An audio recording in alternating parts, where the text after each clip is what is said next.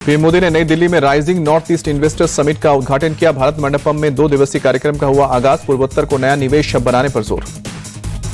जम्मू कश्मीर के किश्तवाड़ में दूसरे दिन भी ऑपरेशन जारी। सुरक्षा बलों ने जैश के 3 से 4 आतंकियों को घेरा। मुठभेड़ में एक जवान शहीद।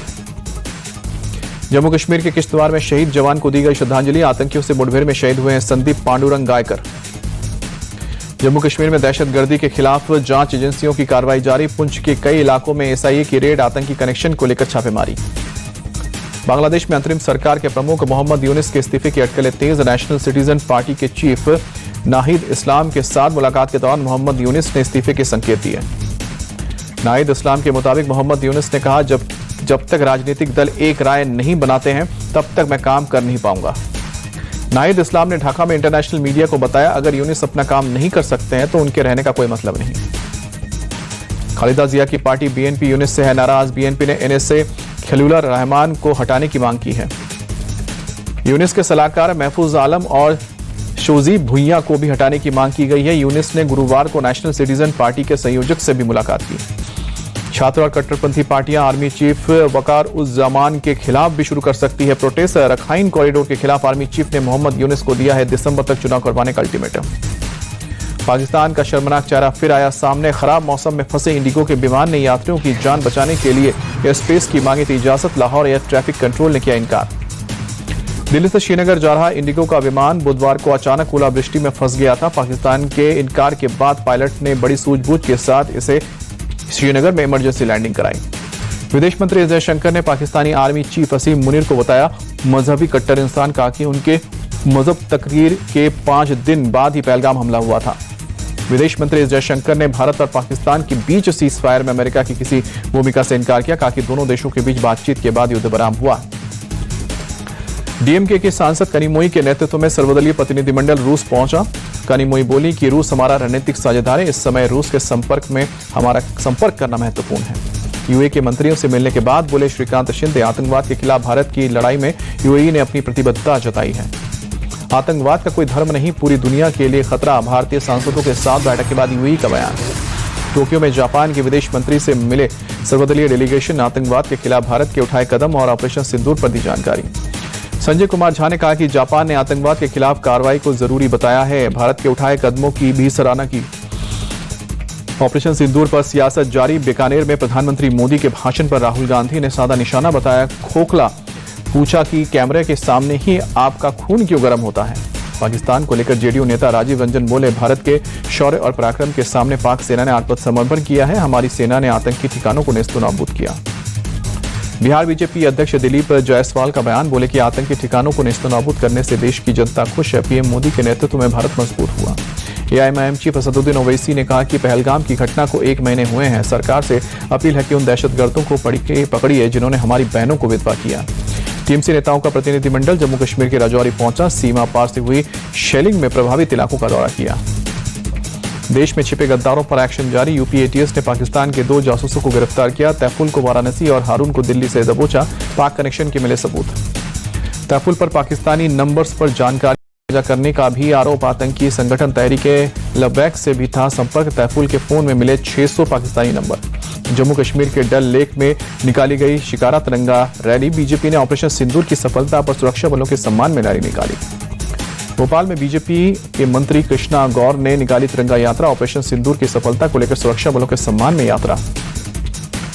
2 दिवसीय बिहार दौरे पर रेल मंत्री अश्विनी वैष्णव पटना से जमालपुर के लिए विशेष ट्रेन से हुए रवाना। केंद्रीय मंत्री राजीव रंजन और बिहार के दोनों डिप्टी सीएम भी मौजूद।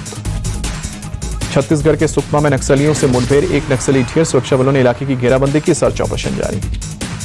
छत्तीसगढ़ के सीएम साय ने शहीद जवान को दी श्रद्धांजलि। नक्सल ऑपरेशन के दौरान शहीद हुए थे मेहुल सोलंकी। डीआरजी ने नक्सलियों के खिलाफ ऑपरेशन के बाद एक साथ मनाई होली और दिवाली। जवानों ने जमकर की आतिशबाजी। एक दूसरे को गुलाल लगाकर जश्न मनाया। महाराष्ट्र में 5 नक्सली अरेस्ट। 20 ने किया सरेंडर। सीएम देवेंद्र फडणवीस ने दी जानकारी। मध्य प्रदेश के उज्जैन में अवैध अतिक्रमण पर चला बुलडोजर। हाईकोर्ट से स्टे हट जाने के बाद 3 मकानों पर कार्रवाई। बड़ी संख्या में पुलिस बल तैनात।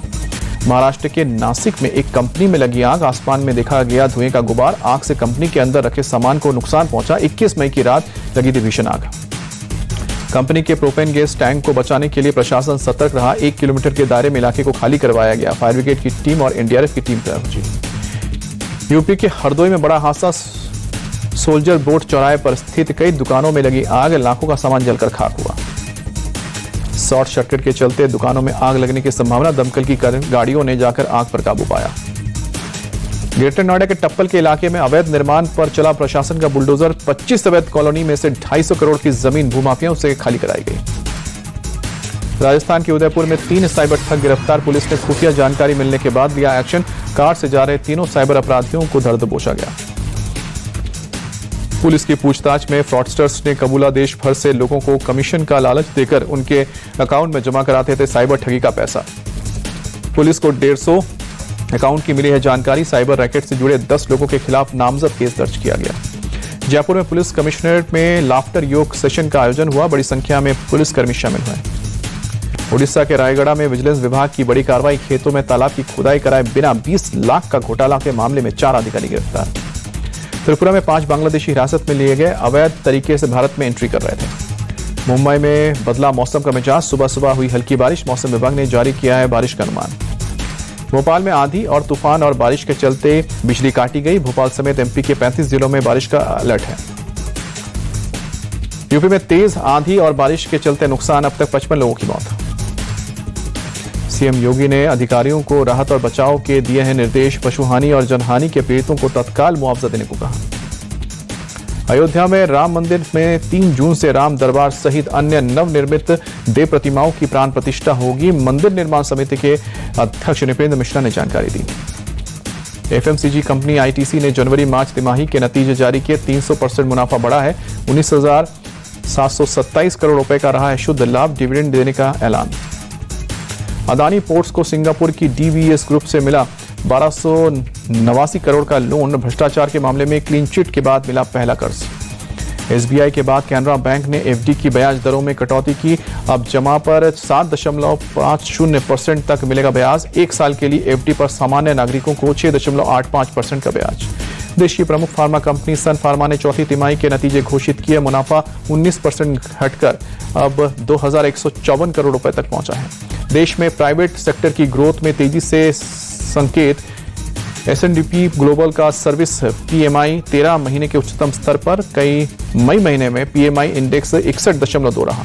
ग्लोबल ऑयल डिमांड को लेकर रेटिंग एजेंसी मूडीज का बड़ा दावा, कहा कि अगले दशक में भारत बनेगा वैश्विक तेल मांग का सबसे बड़ा इंजन।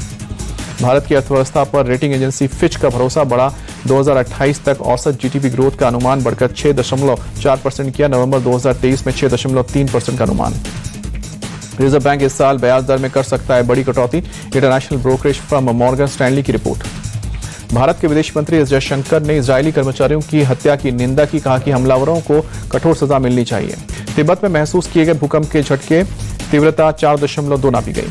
आईपीएल में रॉयल चैलेंजर्स बेंगलुरु और सनराइजर्स हैदराबाद का मुकाबला आज लखनऊ के इकाना स्टेडियम में होंगे आमने सामने। शाम को 7:30 बजे मैच। रॉयल चैलेंजर्स बेंगलुरु और सनराइजर्स हैदराबाद की अब तक 25 बार हुई है भिड़ंत। आरसीबी ने 11 और एसआरएच ने 12 मैच जीते हैं। लखनऊ के इकाना स्टेडियम में काली मिट्टी की पिच पर मिलेगा स्पिन। गेंदबाजों को मदद मिलेगी। शुरुआती ओवर्स में तेज गेंदबाज रहेंगे असरदार। प्लेऑफ से पहले आरसीबी टीम ने किया टीम में बदलाव। न्यूजीलैंड के टिम सेफर्ड को किया साइन। जैकब बेथेल की जगह लेंगे टिम सेफर्ड। बेंगलुरु में 17 अंकों के साथ प्लेऑफ के लिए पहले की कर चुकी है क्वालीफाई। हैदराबाद प्लेऑफ के रेस से हो चुकी बाहर। लखनऊ सुपर जायंट्स ने गुजरात टाइटंस को 33 रनों से हराया। आईपीएल के मौजूदा सीजन में गुजरात को दूसरी बार शिकस्त दी। अहमदाबाद में टॉस हारकर पहले बल्लेबाजी करने उतरी लखनऊ ने 236 रन का दिया था टारगेट। गुजरात टाइटंस की टीम 202 रन बना पाई। बल्लेबाजी करने उतरी लखनऊ की शुरुआती शानदार रही है।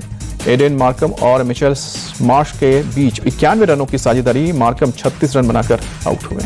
आईपीएल 2025 में शतक लगाने वाले पहले विदेशी खिलाड़ी बने हैं मिचेल मार्श। 64 बॉल पर 117 रन की पारी खेली।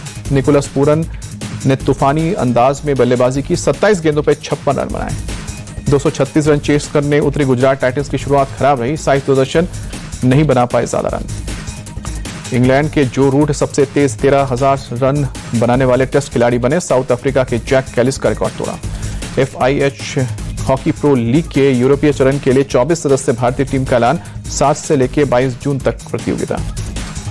बीएफआई ने थाईलैंड ओपन के लिए 19 मुक्केबाजों की टीम की घोषणा की। पटियाला में एथलीट नेशनल कैंप शुरू।